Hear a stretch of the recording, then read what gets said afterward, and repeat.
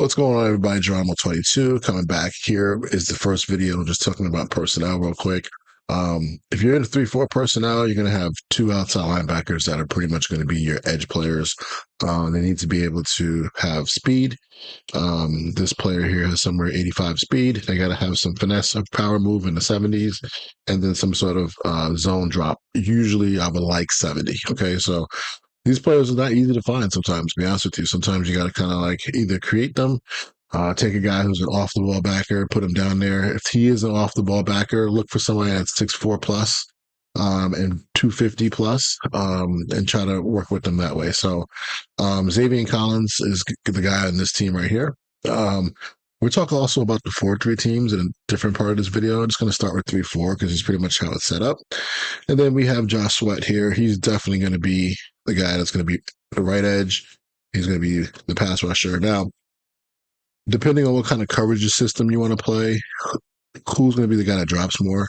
If you're going to be more of a split safety team, this is the guy that drops more. If you're going to be more of a single high team, it'll be the other. So just know that. But in general, with this style, you want to be more aggressive. We want to send more pressure. So both our edge guys are going to be more of the pass rushing first types and then dropping the coverage second types. Okay. Then we look at our D tackle spot. So whoever you have here, usually I think it actually does go with your nose tackle. So whoever's your nose tackle actually will be playing in the middle. Right now, Campbell's in there. We have Thomas, and I'm going to put him at that nose tackle spot. I want him to be in the middle of the defense. Then I'll go back up to D tackle. And then whoever is your second D tackle. In this case, Campbell would just bump to the second D tackle spot.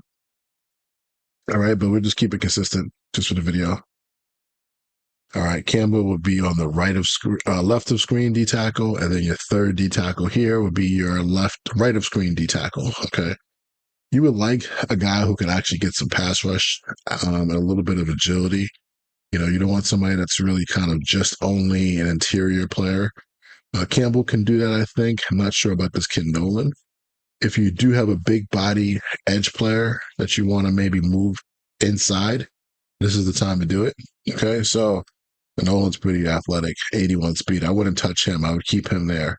All right, but if you had some like edge player that was kind of a hybrid, but more of a heavy 290, 270 type of edge player, then maybe, a guy like this, right? 81 strength. He could probably move him inside. This is where the 4-3 teams can kind of use this as well. So that's the start. All right. Mike linebacker is going to be in the middle. Your will linebackers are going to be the ones you can choose from if you want to sub somebody in. So don't have to worry about that right now. DBs are DBs. Now, what I like to do with the safeties is that, Buda Baker is the kind of the linchpin of this whole thing. He kind of gets it going. I do want that second safety, if I go 3 safety package, to be the same person. And just to make it easy on my brain, I just make sure that that guy is going to be the second safety in all these packages. So let me just see here. Free safety is going to be Jalen Thompson. And then let's see, Taylor Demerson is the next guy, right? We want him to play the most. So I'm going to put him also at this spot here. Okay, just make sure that he's the next guy there. All right, so that's just kind of where we're at. Look at your corner depth chart. Just know who would be your nickel if you do want to play this package with the nickel package. Who would be your nickel? Sub slot corner. It's going to be Garrett Williams. Right? He's going to slide inside. All right. So we're starting here from the real core of this defense, in my opinion, is still the penny package straight up. Okay. But the penny 3 high is the next piece. Okay. And what I like to do is I'm going to start here because I feel like this is where everybody's interested. And then I'll move backwards and kind of talk about how I'll mix in some of the other deals. Penny 3 high. I personally like to go with the 3 safety package just to start because this will allow me to go into penny 3 high, and this will allow me to audible into something like regular penny. Okay. So I can go back and forth between these two and there's no problem. So I'm going to start with the penny 3 high. If you start with the penny package, I don't know if it goes right to the penny 3 high. Let me take a look real quick. It might, may not. Okay, it does here. All right, so you can go back and forth that way. But I know sometimes that may be a little bit different. So just kind of play around with that. Let me know what you think. All right, the three high package. I break it into like different categories of coverages. All right, I'm going to start here with the most obvious part of this package here is going to be our cover two package. This is where, because we don't have an overhang player, nickel over number two, this is where you want to definitely show everybody that you have the ability to play cover two. That's going to make sure that the edge feels a little bit shorter for like out routes and bubbles and things like that. It's more of a, just a mind over matter thing. From a percentage standpoint, in real life right now, they are more quarters based. But the year before in 24, they were more cover two based. All right. So we have those two worlds is kind of like where we're going to live. But right now, I would rock with these three. Penny three high, just understand how it works when it comes to dropping down. The who's dropping down into the short zones. That's pretty much the whole key of this thing. And this is where the disguise comes in. Before I move on, though, I'm just going to talk about I still like to use this versus compressed sets. All right, if I'm getting somebody that's spreading me out, I'm not really in this defense unless it's third and long. Okay, so if somebody comes out and why normal or normal why off, I'm not really coming out in this defense three high. Okay, but a lot of people are sticking out with the compressed formations, pretty much the way people are playing, bunch nasty, stuff like this, right? So let's just come out against bunch nasty, random plays. So to start, defensive line, we have Campbell, right? We have our big Tomlinson. We have the other guy, Nolan, right? We have our two edge guys who are more pass rushers, but Collins can definitely drop if needed. Okay. So in general, when you have this defense, you take a look at it, right? I'm just going to flip the defense. You see how the safeties flip? That's something that, it's not a bad thing, but maybe you don't want that. Maybe you want to make sure that, you know, only one of these guys, you want to basically predict where the dropper is going to be, right? Let's say I want Collins to be the guy that's dropping on these cover twos, and I want to bring Sweat, right? So what I like to do is personally, and I'm still working through this stuff, so I don't want to give you too much information before I play more games with it, but I like to actually turn off auto flip, which is the first time in ever since I've done that, since Madden's been around. And ever since they had auto flip, to be honest with you. All right, so go back to cover two. Oops, wrong one. Hold on. That's the penny version.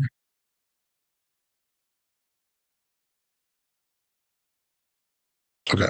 So when I look at the actual picture here, I can see here that right now Josh Sweat is going to actually drop into coverage because it's exactly what it says. So I'm actually going to flip it, right? No matter where the ball is, I know that on the right of screen it's going to be Collins. So I want Collins to be the dropper, right? I'll go against this formation again. And now I know where it's coming from, but nothing changes on the back end. Like really nothing happens, right? These guys are, in the same spots. So that's a good thing. So you can kind of control that. And now this is traditional cover two. I don't know if this is a runner now. I'll let this thing play out for a second and then we'll watch the replay.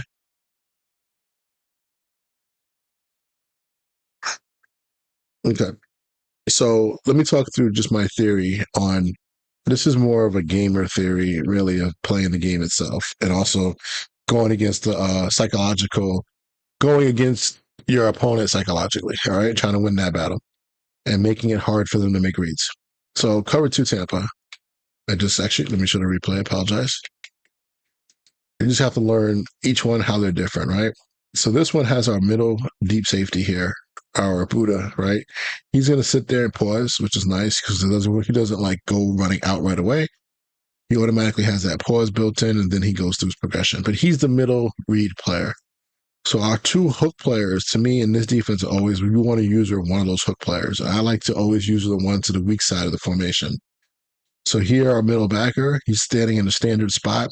This is sometimes tough to kind of like get. It gives away what his attention is right from the beginning because he's standing at 5 yards. If you put him in a hard flat, he's going to sit there. If you don't, he's going to back up.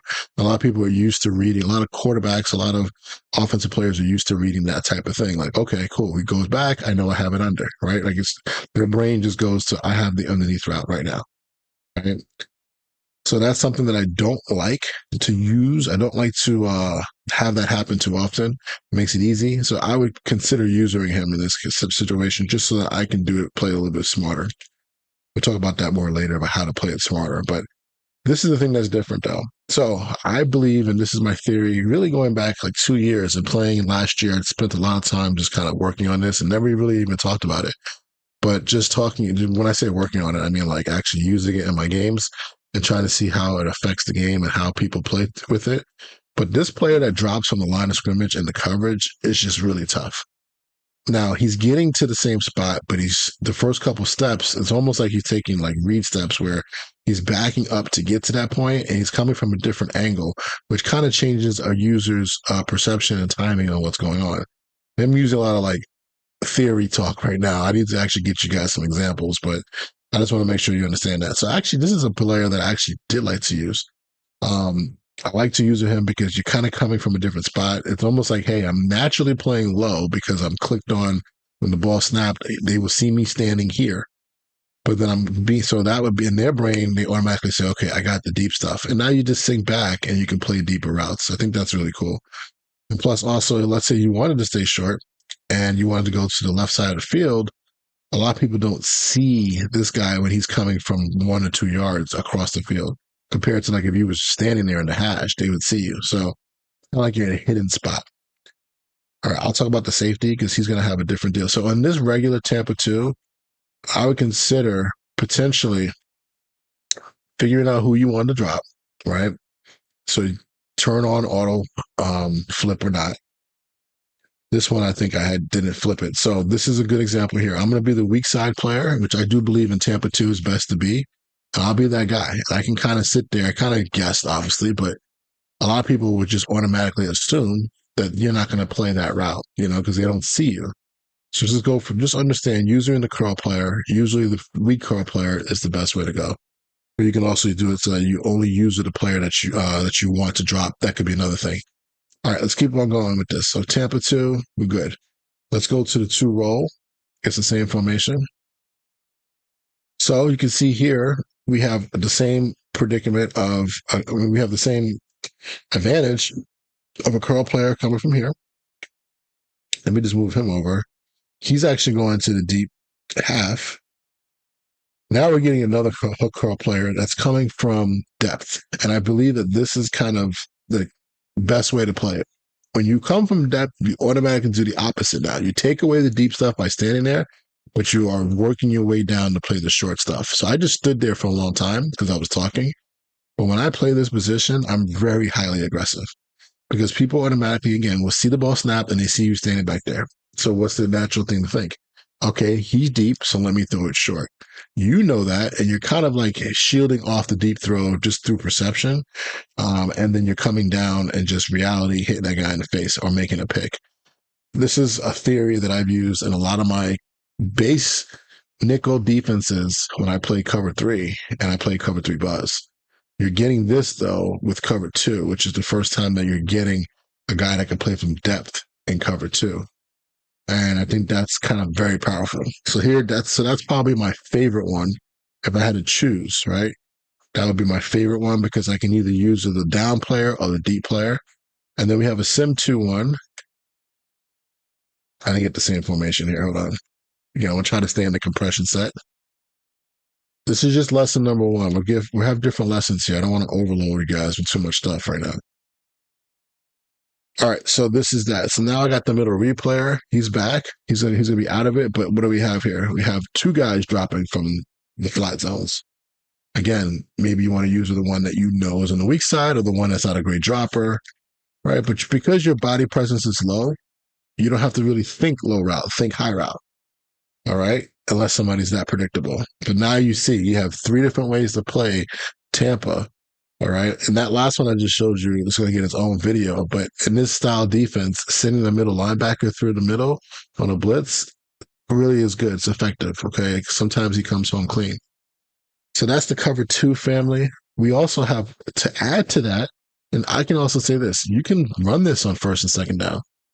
Even though it's cover 2, it's very good against the run because the run fits are pretty solid on the inside, very consistent. And then the ball gets basically pushed outside on run plays. So you can feel good about that. Who do you use there? Like I just said, I would use one of those hook defenders that you want to play with. So this is an example here where I'm actually not going to be using Buda Baker, the guy in the middle, okay? Now we have some other ones here that are not two cover two, but they're kind of in the same family of different hook defenders coming from different spots. So we have three double cloud, which again kind of falls into that family of I have my two flat zones, right? But now I have these two hook defenders from the inside, and I have an extra guy that I can now use her over here. Okay. I didn't even talk about making any adjustments yet, but I just want to show you how you could just think about overall scheme. Okay. 8-man drop. If you're going to do that, I would definitely put your D line in contains. Just think about that too. Okay. Last thing here, or next to last thing is cover four drop. So now you have four deep, four under. I like this a lot when it comes to maybe red zone, right? Third down. And this is the time that I would absolutely probably using hard flats and just going underneath coverage. So that's a good one. That's one that you can use, or the middle guy, the monster safety in the middle, I call it. And then the last one here is just a quick version of double buzz, which another great third and medium, third and short defense. Because what are we getting? Now we're getting two guys buzzing down, right? If I go underneath coverage, I have two safeties buzzing down. I can use one of them. I can let the computer rock out. This to me is a very powerful third down defense, right? I'm not moving right there. I'm sorry. But you just see that this is going to be making an offensive player wonder what's going on. And these are all zone drops. There's no matching in any of these things, really, besides the middle read player, sometimes in Tampa. Okay. So that to me would be my core. I mean, it sounds very basic, but that would be my core coverage plan. And I like it out of the cover two looks. Now, as you see here, all these looks pretty much have, no, I can't say all of them, but don't worry about that part. Let me leave that part out. Okay. Now, if you want to be more aggressive, right, there are some zone pressures. So you have the hot pressure where we're sending both players, we're sending six, and we have our hook curl players coming from depth. This is where, if I were you, I would probably use her over the slot just to take away a streak. You know, I would play that slow to go if you're playing with that safety. But you can now get the 6-man rush. You want to definitely mix this in so that people will be wondering what's going on. I'm going to save the video about blitzing separately. Don't want to overload you guys, but there are manual blitzes that we're going to be making too. I'm not going to just be calling blitzes from here. And we have edge 2, blitz 3. I'll leave those alone. I will say this though. Let's go back to our penny cover 2, 3 high. If you do get a spread set, right, and you're not in love with the look and you don't feel comfortable with the look of, hey, okay, my outside backers are pretty much out there in space against the slot receiver, or this one, they don't know, but these guys rushing, he's really not going to get there in time, right? I'm not going to use it as safety and try to mess around. This is where you can kind of get back into at least getting one half of the side a little bit better. You can get now audible back down into your penny package. Okay, so let's say I want to go palms versus this. All right, so now this player comes down here and plays palms. Okay. If you want to be a quarters team, because I know that's something that people might ask, like, hey, you know, I can't play quarters, I can't play palms from the 3 high look. But we can kind of make some adjustments here to kind of mess around with that. This is kind of just an idea I'm throwing out there. First time kind of putting it out there. Let's go with this 2x2. Let's say I really want to play palms to this, but I kind of want to keep the 3 high look. Well, just user this guy and nudge him, right? And then go to your audibles. That's why we have the 3 safety package in there, so we can go to the penny audibles, and now we call 4 palms. Now, people will be like, oh, Geronimo, like you have that guy, the guy you're using is basically stuck on playing the quarter flat. I mean, you could let him go and just let him play from there, right? And just let it work out, especially if it's a good player. If through a bubble, corner should be out there. But or you could do this. We're gonna audible to palms, right? Just let him come down. That's one way. Let's go to the next play. That wasn't what I was thinking, but we can do that. And just let the audible happen and let the play happen naturally.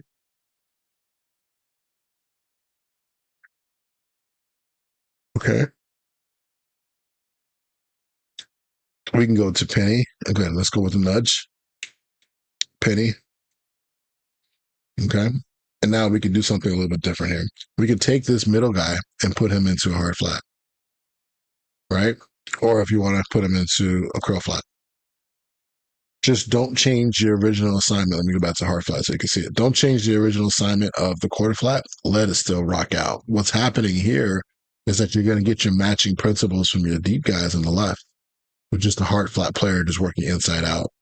And then now you could take over the responsibility of playing a 3-rec, but your assignment is still saying quarter flat. So you're kind of changing up the responsibilities, but yet not breaking the coverage so that a good time for that to happen, that the deep guys are still playing zone. Also, if you do that, remember the guys on the right are still playing zone too. So do we have our regular palms rules over here as well? Right. So it's kind of a hybrid session. It's really still playing palms or match across the board.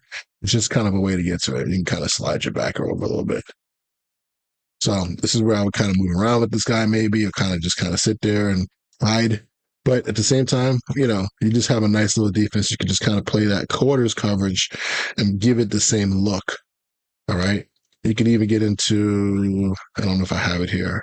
Yeah. Let's say the strong side is to the left of the screen. We're going to play cover 9. All right. So we're playing cover 9 rules, right? In this case, we don't want necessarily maybe them to know that Buddha's going to come running out and play vertical hook. So we can just let it go. Or we could take this guy here and put him into a curl flat, or hook curl, actually, probably be better. Now, if you did that, just understand you still have the matching principles happening with number 2. So 2 was to work an out breaking route. Potentially, you would have to go play that.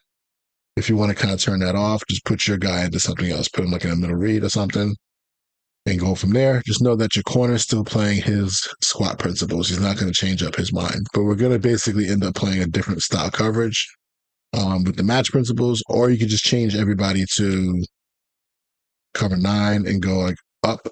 Sorry, put it back here. I'm going to go up on the D-pad. Now we're just going to change this guy here, put him to a curl. And now we're going to get zone coverage. So I'll just get myself a middle read or something. It'll look like this. Zone drops, nice and easy, no matching principles, but we still get the cover 2 side to the passing strength, okay? So just want to kind of throw this first part out there to you just to kind of give you an idea. Let me go back to the concepts real quick, actually the formation, just to make sure you guys know there's a little bit more here. So we do have, I'll talk about another video. We have our pressures. We have a Mike 0 blitz, which might require a little bit of adjustments with your safeties. But then we have our 3 high stuff, which really kind of only incorporates cover 3 sky. And if you want to mess them, yeah, that's pretty much the only one. Cover 3 sky is interesting because you kind of still get the hook drop of the deep player here. So you kind of get that, what I told you with this guy dropping down is pretty nice. I would go underneath coverage with this. I would end up maybe re-curl flatting maybe the guy to the field. You know what I mean? There's different ways to play around with this. So just treat Buddha like he's actually another linebacker, but he's just stacked behind the one linebacker here. Get down here and play a little mesh route. You know what I mean? Again, just dropping from depth is so simple. It just sounds so easy that, hey, how is that a strategy? Well, it just messes with the timing of when you get there. A lot of teams in the NFL play cover 3, but they just change the timing of when they get there. And that makes the world of a difference. It's kind of like an offense running a route like shock, which some people would break it down as like, hey, shock is like a stick route, but the timing is different because of who's getting to the spots, right? So the inside fade would represent what number 1 is doing if it was a regular stick route, 3x1. But he's getting there from a different angle and different timing, and it affects the defense a certain way. So I just want to kind of put that out there. All right, man, that's the first one. I didn't do the 4-3 part of this. So let's save that for, actually, let's just put it in right here. I'll just pause and get it up real quick. Okay, so we got the Niners playbook, but we're using Cardinals. I'll be doing this maybe in a league of mine. I am playing in some leagues, so just let you know. Let's go with coaching. Go to depth chart, and because of injuries, let's just reorder everybody. So this is going to be a little bit different. I didn't go into the last video, but just trust me on this one. I'm going to go particularly, I think, because I want to make some changes down the line. So I'm going to probably go with my left edge player here as more of the dropping linebacker. So I'm going to take this guy and put in right now D Winners. So he's playing different. I'm going to put Nick Martin in there for now. All right. Because he's actually starting in another defense. Okay. Let's go back. I apologize. If we're doing that, then we cannot have. You know what? Yeah, this is not going to matter as much. This is actually take one of your middle linebackers in here, okay, and put him at the will spot, all right, in the depth chart because he's going to probably play in the 3-4 defense that way. All right, so let's go to the left outside guy. This is going to be your will linebacker that's going to play for you, particularly. You don't need to make this adjustment here, okay? But just leave it alone. Let's just put for now the second guy here, okay? Leave that alone. We'll do that on the field. We'll manually make that change, okay? Williams, though, here we are going to keep that the same as well. Don't touch it. The defensive tackle spot, though, again, remember I said that the nose tackle overrides. He's going to be the first guy. Whoever you want as your second player, okay, so it's going to be Givens for me. That's fine. Actually, in this case, I'm going to use Bosa here as number 2, and I'm going to use Williams here as number 3. Both these guys are strong. They're not heavy, but they're got great strength. 94, 86. I know they're 260, but to me, they can play inside, and I think that's where you want to kind of have them in this particular defensive front, and that's how it's going to work out. The backup defensive tackle spots end up playing on the D line in that spot in this defense here. Okay, now when you go to your rush, it'll still be your rush in, your rush ends, and all that stuff, so that when you play other formations, there Bosa will go back to the outside. So he's going to be playing both for you. Okay. Now Givens, I said I want Collins here, so let's jump on the field now. So I'm going to go to cover 3, penny high, and I'm going to check it out.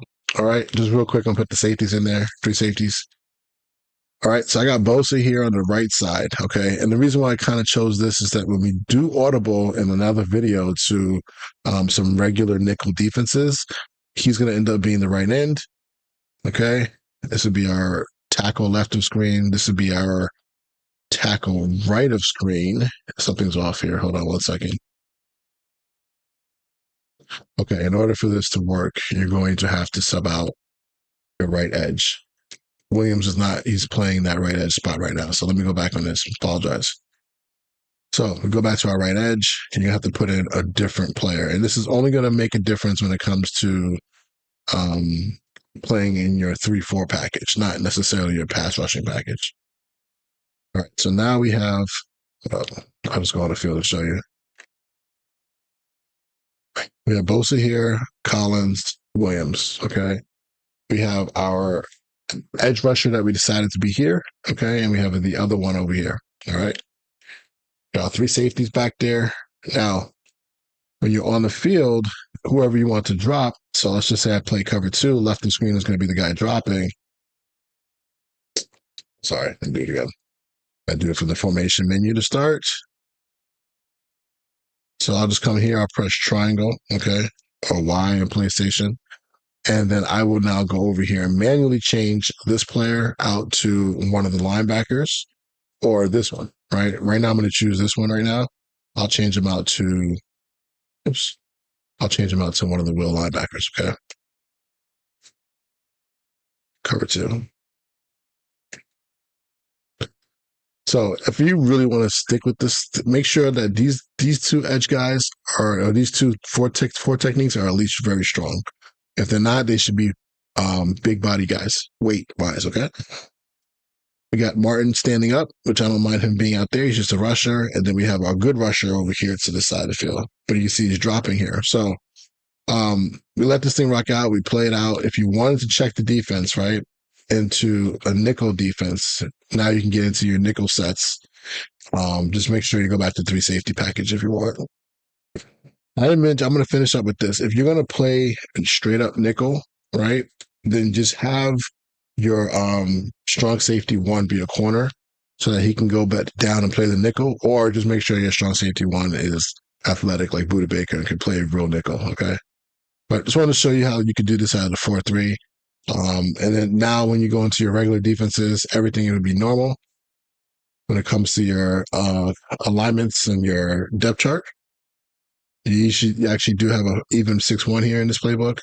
This is where it gets funky, though. This is where you probably don't want to run tight. So if you have time, you might want to come in and kind of make the manual changes to your tight package. All right, guys. That's the part one. Just kind of give you an intro of getting guys aligned correctly, kind of an intro on what coverages you want to do. I'll come back next video. I'll talk more about some of the blitz packages and some of the more advanced techniques that we can use with this deal. All right. Talk to you later.